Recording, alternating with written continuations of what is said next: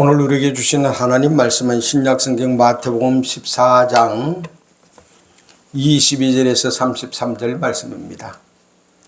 예수께서 즉시 제자들을 재촉하사 자기가 무리를 보내는 동안에 배를 타고 앞서 건너편으로 가게 하시고 무리를 보내신 후에 기도하러 따로 산에 올라가시니라. 저물며 거기 혼자 계시더니 배가 이미 육지에서 술이나 떠나서 바람이 거스림으로 물결로 말미암아 고난을 당하더라. 밤 사경에 예수께서 바다 위로 걸어서 제자들에게 오시니 제자들이 그가 바다 위로 걸어오심을 보고 놀라 유령이라 하며 무서워하여 소리 지르거늘 예수께서 즉시 이르시되 안심하라 내니 두려워하지 말라. 베드로가 대답하여 이르되 주여 만일 주님이시거든 나를 명하사 물 위로 오라 하소서니 오라 하시니 베드로가 배에서 내려 물 위로 걸어서 예수께로 가되 바람을 보고 무서워 빠져가는지라 소리질러 이르되 주여 나를 구원하소서 하니 예수께서 즉시 손을 내밀어 그를 붙잡으시며 이르시되 믿음이 작은 자여 왜 의심하였느냐 하시고 배에 함께 오르며 바람이 그치는지라.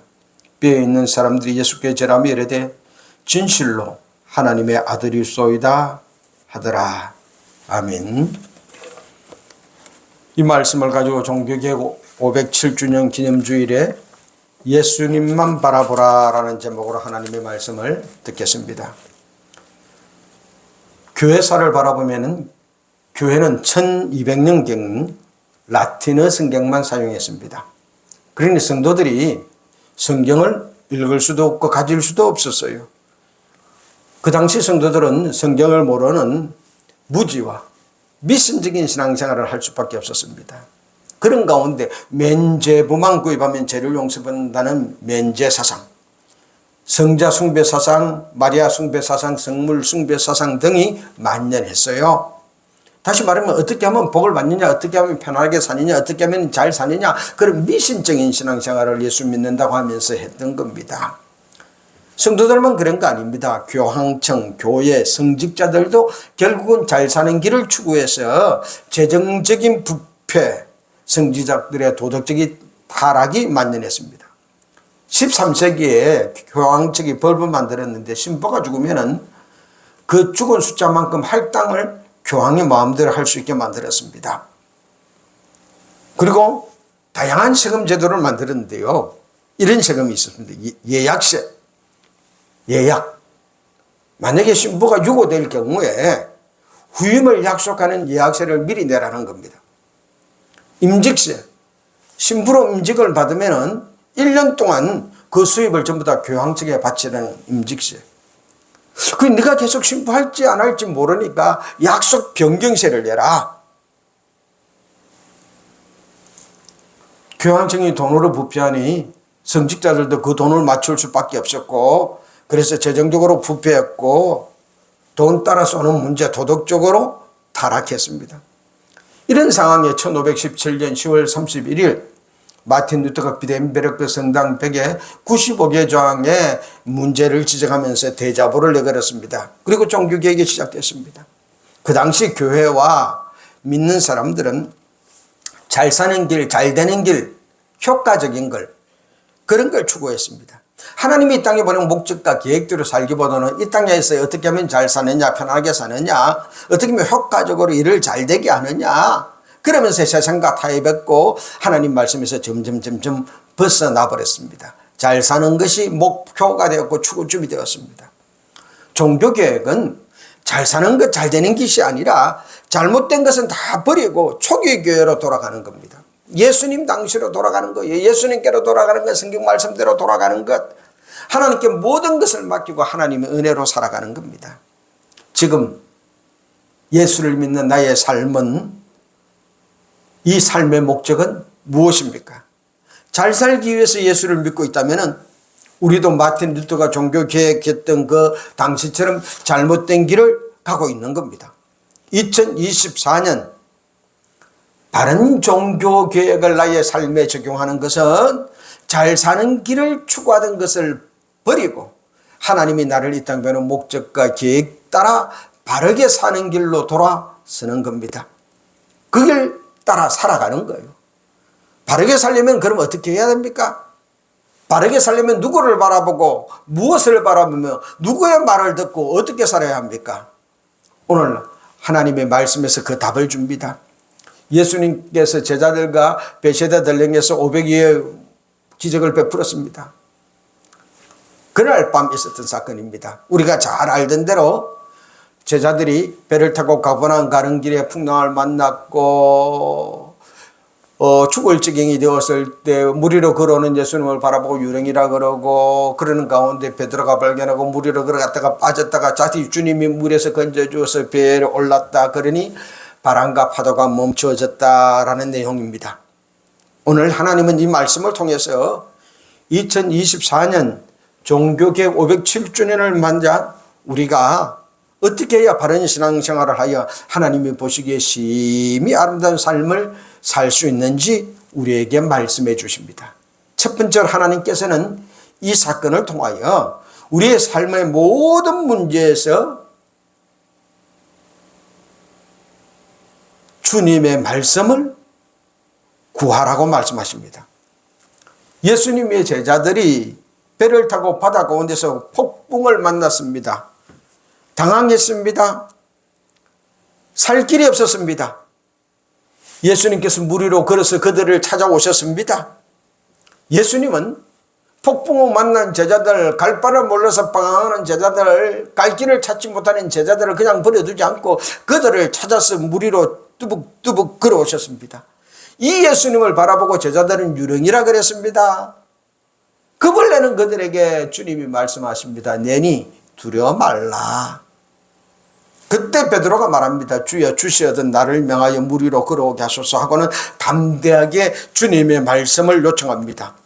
폭풍우 쑥 높은 파도에 걸어막혀 배가 앞으로 나아가지 못하고 있을 때 다른 제자들은 배 안에서 공포에 떨고 있었습니다. 유령까지 나타났다. 그러면 전설에 의하면 폭풍우 속에 유령을 만나면 다 죽는다 그랬는데 우리는 죽게 되었다. 두려움에 떨고 있었어요. 그러나 베드로는 칠흑 같은 그 어둡고 파도치는 밤바다를 향하여 일어나 예수님께 나아가길 원했습니다. 오늘 우리가 이 세상에 살면서 당하는 수많은 역경, 환난, 문제, 그것 때문에 우리는 공포에 처할 수 있고 두려움에 떨고 움츠리고 있습니다. 그러나 그렇게 살면은 사탄 마귀만 좋아할 뿐 우리는 패배하고 맙니다. 비바람이 불든지 풍랑이 일든지 무엇이든지 그 순간 우리는 예수 그리스도를 의지하고 주님께 나아가야 됩니다. 담대하게 일어서서 주님께 요청해야 됩니다. 12 제자 중 유일하게 베드로만이 주님을 향해 외쳤습니다. 주시거든, 주시거든, 주님이시거든 나를 명하여 물 위로 걸어오게 하소서. 이에 예수님께서 오라 라고 말씀하십니다. 우리는 무엇을 하든지 먼저 주님께 말씀을 구해야 됩니다. 주님의 말씀을 구해서 그 말씀을 들어야 믿음이 생기는 겁니다. 하나님 말씀입니다. 믿음은 들음에서 나며 들음은 그리스도의 말씀으로 말미암느니라. 그리스도의 말씀을 들을 때 믿음이 생기는 겁니다.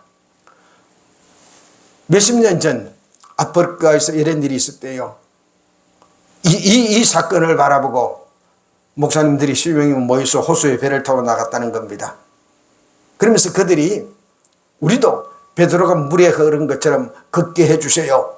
그리고 배에서 나와서 물 위를 걸었는데 그 10명이 다 빠져 죽었다. 문제가 무엇입니까? 베드로는 자기가 걷고 싶어서 그런 것이 아니라 주님 말씀 부여잡고 주님이 말씀해 주세요. 걸어오라고 말씀해 주세요. 그러면 제가 가겠다는 것입니다. 그렇습니다. 모든 문제의 해답을 주님의 말씀에서 찾읍시다. 모든 문제의 해답에 주님의 말씀을 구합시다. 우리는 성경을 읽을 때나 기도를 드릴 때, 설교를 들을 때 하나님, 성령님께서 제게 말씀을 주옵소서라고 말씀을 구해야 됩니다. 주께로부터 오는 말씀을 듣지 않고 자기 마음대로 행하면 낭패당하기 쉽습니다. 어떤 사람들은 말합니다. 믿음으로 약 안 먹고 나 기도만 할 거야. 그런데 주님이 네 약 먹지 말고 기도만 해라라는 말씀하지 않고 자기가 그렇게 기도만 한다 그러면은요, 그 병 때문에 죽을 수도 있습니다. 문제는요, 내 감정적으로 믿는 것이 아니라 하나님의 말씀을 부여잡고 하나님이 나에게 말씀해 주실 때 그 말씀을 따라 말씀에 순종해서 믿는 겁니다. 주의 말씀을 받고 그 말씀에 순종하여 믿고 나가면 하늘과 땅의 모든 근세를 가진 주님이 우리와 함께 해 주십니다. 그때 우리가 어떤 환난과 역경과 상황 속에서도 승리하게 되어집니다. 표적과 기적을 체험할 수 있습니다. 유명한 고아의 아버지 조지 물려는 독일 사람입니다. 선교사 가기를 원했습니다. 그래서 영국에 가서 영어를 공부하고 있었습니다. 그런데 당시 영국에는 많은 고아들이 길거리를 방황하고 있었어요. 어느 날 조지 물려가 시편을 읽고 있었는데 하나님은 고아의 아버지시의 가부의 변호사가 되신다라는 말씀이 그 가슴에 팍 새겨드는 겁니다. 이 말씀이 마치 불이 숲을 태우듯이 방망이가 바위를 깨뜨리듯이 그렇게 조지 물리의 마음에 다가왔습니다. 이 말씀을 도저히 피할 수가 없었어요.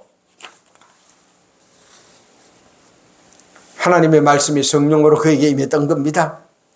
그는 이 말씀을 부여잡고 그래 내가 선교사 가기보다는 고아원을 세워야 되겠다 작정했습니다.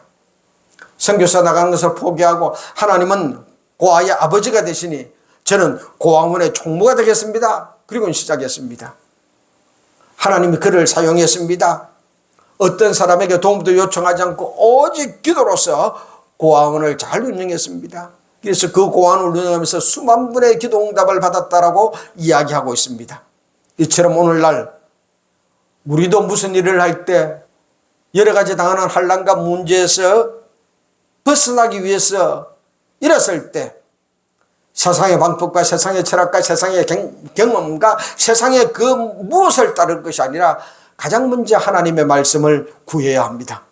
그러면 베드로와 함께 해주신 주님, 뮬려와 함께 해주신 주님이 우리와 함께 해주십니다. 주님은 오늘도 풍랑 속에 있는 우리를 찾아와 주십니다. 그 주님 앞에 서면서 먼저 주님의 말씀을 구합시다. 말씀으로 천하 만물을 창조하신 하나님의 말씀의 능력이 우리와 함께 해주십니다. 주님의 말씀 따라 하나님이 보낸 목적과 계획대로 바르게 사는 삶을 살아갈 때 하나님의 보시기에 심히 아름다운 인생 열매 맺게 될 것입니다. 두 번째로 하나님은 이 사건을 통하여 주님만 바라보라 말씀하십니다. 베드로가 주님이 오라는 말씀을 듣고 배에서 나갔습니다. 바람은 불고 풍랑은 일으킵니다. 주님 바라보고 담대히 나갔습니다. 우리가 하나님의 말씀을 받고 도전해 나가면은 우리에게는 강하고 담대한 믿음이 필요합니다. 하나님 말씀입니다. 너희는 담대함을 버리지 말라. 이것이 큰 상을 얻느니라. 폭풍이 몰아치는 칠흑 같은 어두운 밤바다에서 제자들은 공포에 떨고 있었습니다. 그러나 베드로는 예수님만 바라보고 담대히 나갔습니다. 환경을 바라보지 않았습니다. 예수님만 바라보고 나갔습니다. 그처럼 오늘 우리도 정말로 내가 당한 문제에서 해결받기를 원한다면 예수님만 바라보고 강하고 담대한 마음을 가지고 나아가야 됩니다. 예수님을 바라보지 않고 어둡고 캄캄한 풍랑이는 환경, 내 주위를 감싸고 있는 형편과 처지 상황 바라보면은요 불안과 공포에 빠지게 되어집니다.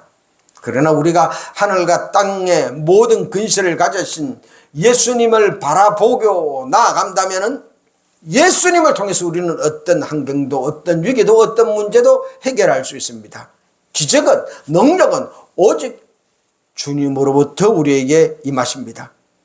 우리가 믿음으로 시작할 때 이성적으로 계산적으로 생각해서는 곤란합니다. 인간의 이성은 한계를 가지고 있습니다. 이성적으로 생각하면 사람이 무리를 걸을 수가 없습니다. 인간은 무리를 걷지를 못합니다. 이성적으로 생각한다면 절대로 베드로처럼 무리로 걸어나갈 수 없습니다.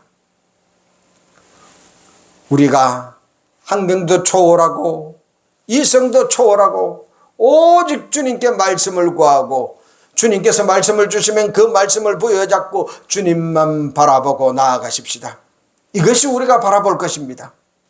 눈에는 아무 증거 아니 보이고도 귀에는 아무 소리 아니 들려도 내 마음, 내 앞길 칠흑같이 어두워도 오직 죽은 자 가운데서 다시 살아나신 예수님, 이 예수님만 바라보고 나아가면 예수님께로부터 놀라운 능력이 우리 속에 다가옵니다. 내 죄가 크고 무겁습니까? 내가 죄인이면 예수님을 바라봅시다. 주님이 용서해 주십니다. 병들어 고생하십니까? 예수님을 바라보십시오. 우리의 모든 질고를 십자가에서 친히 짊어지신 주님께서 모든 질병을 고쳐주십니다. 생활에 시달리고 낭패와 고통과 실망에 처하고 사업에 실패했습니까? 예수님을 바라보십시오. 예수님께서 우리에게 생명을 주십니다. 다시 또 한 번의 기회를 주십니다. 은혜를 주십니다. 풍성히 넘치게 주십니다. 죽음이 우리에게 다가올지라도 우리는 죽음을 바라보아서는 안 됩니다. 사망과 음부를 이기신 예수님을 바라봐야 됩니다. 하나님의 말씀입니다. 그러므로 믿음의 주요 온전케 하시는 이인 예수를 바라보라. 오늘 우리가 예수님을 바라보면 우리를 구원하시는 능력이 예수님께로부터 우리에게 임하십니다. 예수님을 통해서 우리의 영혼을 구원하시는 능력이 내려오는 겁니다. 치료하시는 능력이 임하십니다.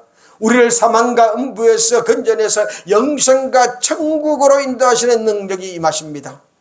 이는 사람의 능력이 아닙니다. 하나님의 능력입니다. 우리 주 예수 그리스도를 통해서 우리에게 넘쳐나게 주시는 은혜입니다. 힘으로도 능으로도 되지 않습니다. 그러나 예수님을 바라보는 사람에게는 예수님으로부터 넘쳐나는 능력이 임하십니다.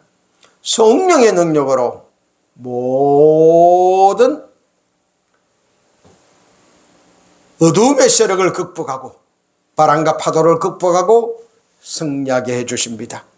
하나님의 목적과 계획대로 살 수 있도록 인도해 주십니다. 세 번째로 하나님께서는 고난 중에 회개하라 말씀하십니다. 베드로는 예수님을 바라보고 걸어가다가 그러면 바람이 불고 파도가 일어나자 성경은 기록합니다. 순간적으로 예수님을 바라보던 그 눈이 바람을 바라봤다는 겁니다. 예수님과 베드로 사이에 거리가 있을 거잖아요. 풍랑이 계속 이랬습니다. 베드로가 물 위를 걸었을 때 풍랑이 딱 멈춘 게 아닙니다. 풍랑은 계속입니다. 풍랑이 크게 이니까 그 파도에 가려서 예수님이 보이지 않는 겁니다. 그러니까 바로 파도만 바라보고 아이고 지금 내가 무슨 짓을 하고 있는 거야? 물이잖아. 공포심이 몰려왔습니다. 두려움이 몰려왔습니다. 그 즉시로 물에 빠지고 말았다고 말합니다. 우리가 예수님을 바라보던 눈을 돌이켜 환경을 바라보면 그 즉시로 우리는 그 환경에 매몰되어지고 맙니다. 우리의 능력은 예수님께로부터 옵니다.